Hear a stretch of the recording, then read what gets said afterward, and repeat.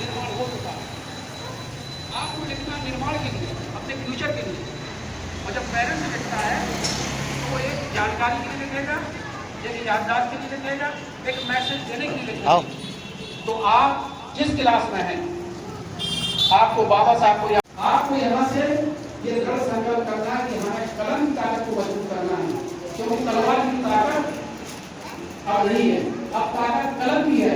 इसलिए हमारे जो अध्यक्ष जी है, महामंत्री महोदय है, कोषाध्यक्ष जी है, समस्त जो हमारी टीम यहाँ पर लगी हुई है, वो आपको कलम की ताकत का मैसेज दिया है कि आपको कलम की ताकत से इतना आगे बढ़ना है कि अपने माता पिता का और समाज का और अपने घर गाँव का नाम रोशन करना सिर्फ कलम की ताकत से। और कलम एकदम सरल है, अपने माइंड से कलम को चलाना है, अध्ययन करना है, अपना होमवर्क करना है, और कॉम्पिटिशन जहाँ हो उस कॉम्पिटिशन से आपको क्वालिफाइड होना है, अच्छी तरह से होना है। और घर में जो मम्मी पापा हैं, आप बाबा साहब के बारे में उनसे पूछें, कलाम जी के बारे में पूछें, कलाकार बोले के बारे में पूछें, कितना मतलब जो है हमें मतलब जो दिया है अपने जीवन जीने के लिए, आगे बढ़ने के लिए। और हम पेरेंट्स से भी कहना चाहते हैं कि जो हमारे बच्चे डेवलप नहीं हो पा रहे, उसका रीजन इतना है कि आप देखिए कि बच्चे हमेशा तार्किक होते हैं, सवाल करते हैं। हर बच्चे सवाल करता है, आप कभी ट्राई कर लीजिए, हमने महसूस किया। हम कोई किताब की बात नहीं करते हैं, हम जो देखते हैं, जो महसूस करते हैं, उसका ये उदाहरण रखते हैं कि जब बच्चे छोटे छोटे होते हैं तो उत्तर करते हैं कि मम्मी ऐसा क्यों, पापा ऐसा क्यों, वो तार्किक होते हैं, वो नेचुरली होते हैं, उन्हें पढ़ा नहीं है, वो देखो उन्हें पढ़ा नहीं है, बहुजन महापुरुषों को, और वो तार्किक होते हैं। तो जो पेरेंट्स जब हर वो थोपने लगता है, नहीं ऐसा नहीं, आप यहाँ हाथ दो या माथा दे दो या कुछ तो पानी लगाओ या अगरबत्ती लगाओ, तो उस तक जो है उनका धीरे धीरे करके समाप्त हो जाता है। और आज जो कंडीशन है इस प्रोग्राम के माध्यम से पूरे देश में जो तार्किक शक्ति को खत्म किया है, वो मनुवादियों ने हमारे ऊपर किसी तरह से खत्म किया है। तो जो हमारी नेचुरली पावर था, जो प्राकृतिक हमारे अंदर जो समझ थी, वो समाप्त होकर के हम उन विचारधारा पर खड़े हैं जिनका कोई बेस नहीं है, कोई आधार नहीं है, और हमारे माइंड को इतना डेवलप कर दिया है। जब हमारे बुजुर्ग, हमारे पेरेंट्स के ऊपर डेवलप हो गए माइंड से, तो वह बच्चों को वही तालीम देगी। इसलिए वो बच्चे जो तार्किक होते हैं, फिर तर्क से हट करके फिर वो उन विचारधारा में चले जाते हैं जो जहाँ पैदा हुआ है, चाहे वो इस्लाम वाले हों, चाहे वो सिख वाले हों, चाहे वो ईसाई वाले हों, चाहे वो हिंदू वाले हों, जो जहाँ पैदा हुआ है उस तर्क शक्ति को खत्म करके वो दूसरी पट में चला देते हैं। उसका यही रीजन है।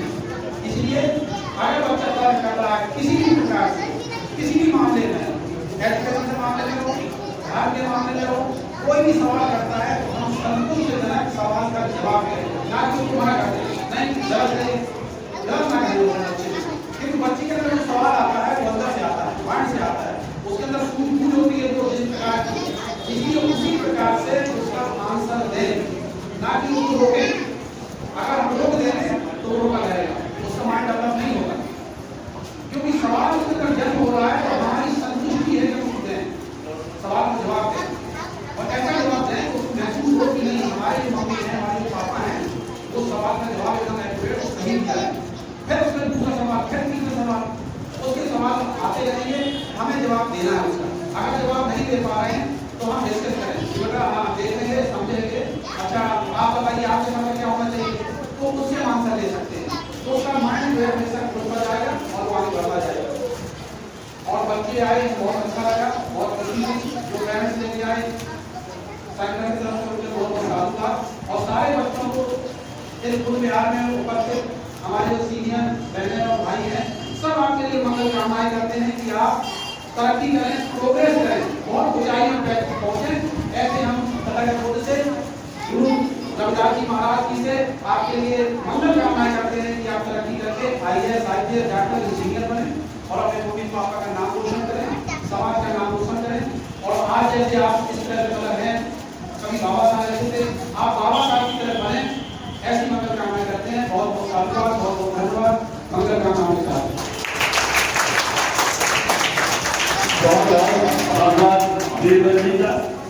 लेकिन इसी के साथ सभी बच्चों को व उनके पेरेंट्स को सूचित किया जाता है कि ये जो आज चित्रकला एवं सुलेख की प्रतियोगिता हुई है, इसके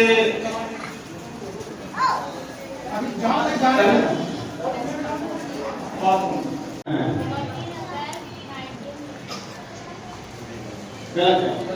जाओ बेटा।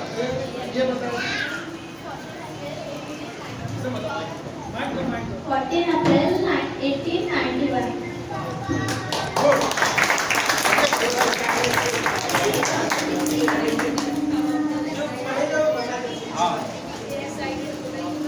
अब दूसरा सवाल है कि बाबा साहब का जन्म स्थान क्या है? जन्म स्थान क्या है?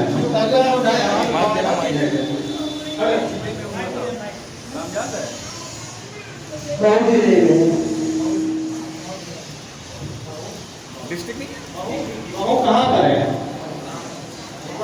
कौन बताएगा? मध्य प्रदेश। मध्य प्रदेश। सही है। एमपी मध्य प्रदेश महू जिला।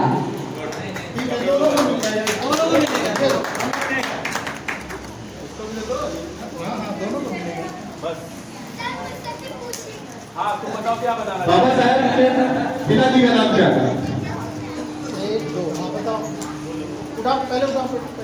तो माइक तो बच्चों को खड़े हो जाओ बेटा, बताओ। राम जी सत्तार राम जी मालवी सत्तार। Very good.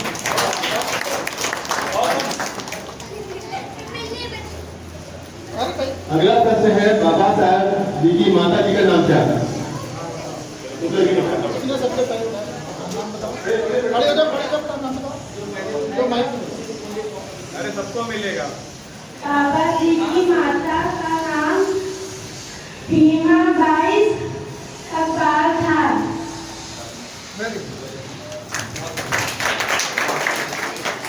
जिनको चॉकलेट मिल गई है वो बात नहीं खाएंगे।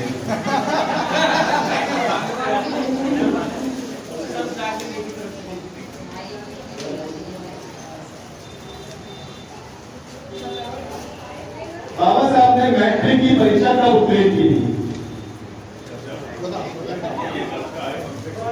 बाबा साहब ने मैट्रिक की इधर है, उधर। सन 1912 में। इधर देख, इधर। गलत जवाब।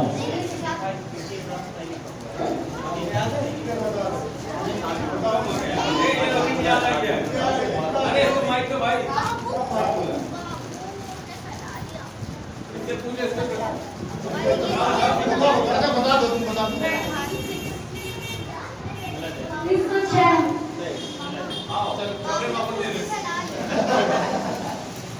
थोड़ा हंसी का माहौल बना है, बच्चों को हौसला अफजाई करे।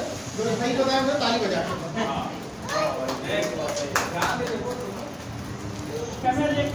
इधर इधर इधर।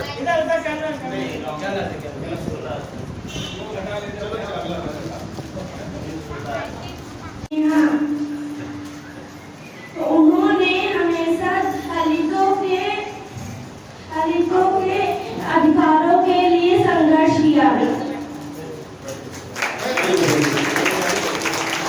अच्छा, एक प्रश्न मैं आप सभी बच्चों से पूछना चाहूंगा।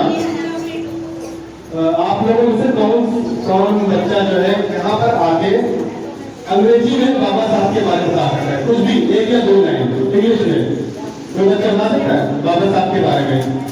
जो भी आपने देखा है तो पढ़ा होगा, उसके बारे में इंग्लिश में एक, दो लाइन, 3 लाइन, 4 लाइन, कितना भी आप बता सकते हो। अंग्रेजी में यहाँ पर आके कोई बोल सकता है?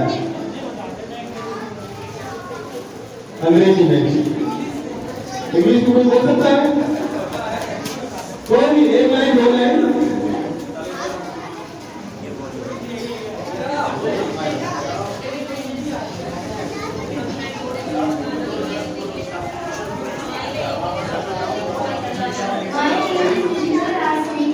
Dr. B.R. Ambedkar has written our constitution.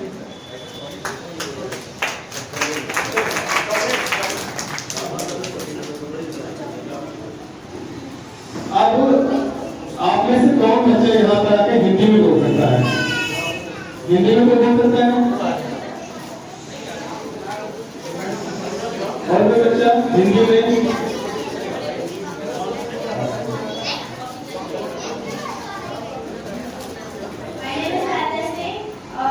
Doctor B are Ambedkar ने बाबा साहब का जन्म 14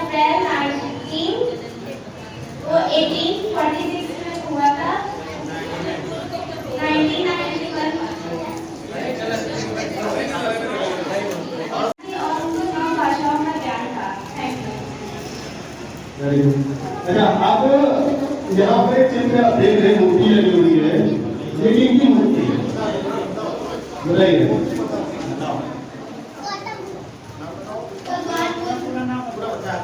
इधर देखो, इधर इधर देखो, इधर। भगवान बुद्ध के बचपन का नाम था सिद्धार्थ गौतम।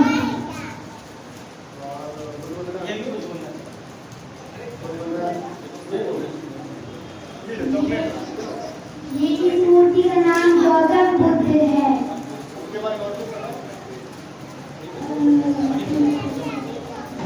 और कोई बच्चा कुछ बताना चाहेगा गौतम बुद्ध के बारे में? और कोई बच्चा कुछ बताना चाहेगा?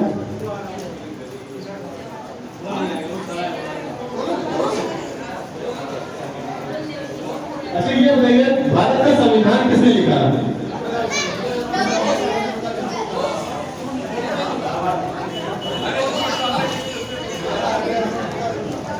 मेरा नाम सिद्धार्थ गौतम है। भारत का संविधान डॉक्टर भीमराव अम्बेडकर ने लिखा था।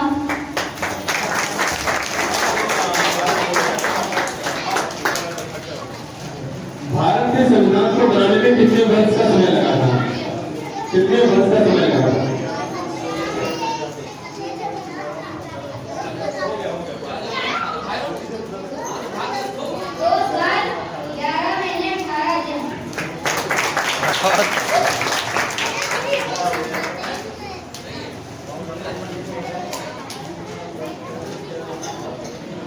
अब इसी साथ हम लोग जो है ये क्वेश्चन क्विज राउंड हम लोग खत्म करते हैं।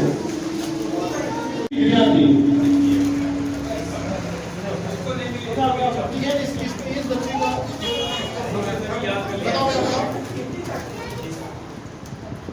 इधर इधर।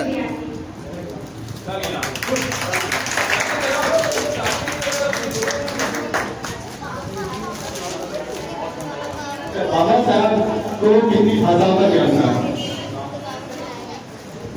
उसको बता।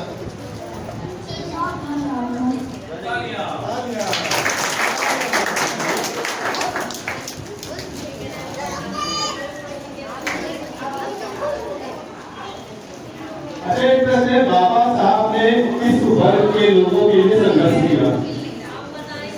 किस वर्ग के लोगों के लिए संघर्ष किया? बाबा साहब ने किस वर्ग के लोगों के लिए संघर्ष किया? और नहीं, इनके अलावा और कुछ बताएगा? और कोई है बच्चा बोलना चाहेगा? आज बता, अपना नाम बताओ।